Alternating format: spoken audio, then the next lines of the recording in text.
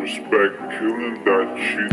Unti-unting lumalala, nagkandahawan na silang mga tangang walang alam na nakinig lang sa iba. Habang ako tamang kalmado at malayang bumubuga ng usok na may magandang dulot sa aking kaluluwa. Nagsisipilan na silang sunusunuran sa balita, di ko need magpabakuna, meron na akong Maria. Binubulag ang mata at nilalaso ng isipan, sa ganyan ay mangamba pagkat marami ang pihikan. Wag mo kong paandaran, walang gulong ang utak mo. Wag mo sa akin pagpilitan at baka ka maano. Hindi sa di ko kayo trip, wag lang sanang makulit. Pinaulit-ulit pa, aba masyadong malupit. Sa kayamanan ay sabik, itong singkit ang nagtawid ng kung ano-anong sakit na mabilis daw dumikit. Ginigiit, ginigipit, abang tahimik ang iba. Tanong ko lang saan ka dun, saka ba sa kanila?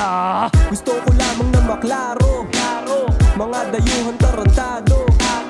Ano bang pinagagawa nyo sa bansa kung wasak na sa pang-aabuso?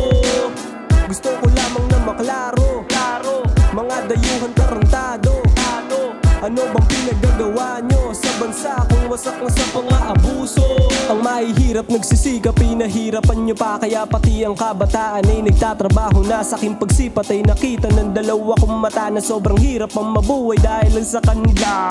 Tara't magtungo tayo sa Malacanang na kung saan puro kurap na kupal na merong alam tila may vlog pang Pilipinas sa kanilang harapan. Pero ang mismong Pilipinas di mapahalagahan. Oo, napakalutong at masakit sa pandinig na ang katotohanan dito kayo ang mga sakit. Kung di nyo lang tinago ang pera ng bayan, eh di sana din na nagkaroon ng gantong kalagayan. Mga ihim pataasan, sila din naglaban. Kung ako ayoko nyan, gusto ko ng kapayapaan at ang kayamanan nyo sa inyo na di ko kailangan. Gusto ko lang mamaya pa ang bayan at ating mga kalikasan. Gusto ko lamang na maklaro, mga dayuhan tarantado.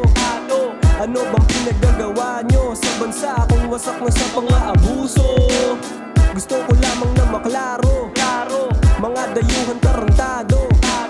Ano bang pinagagawa nyo sa bansa kung wasak na sa pang-aabuso?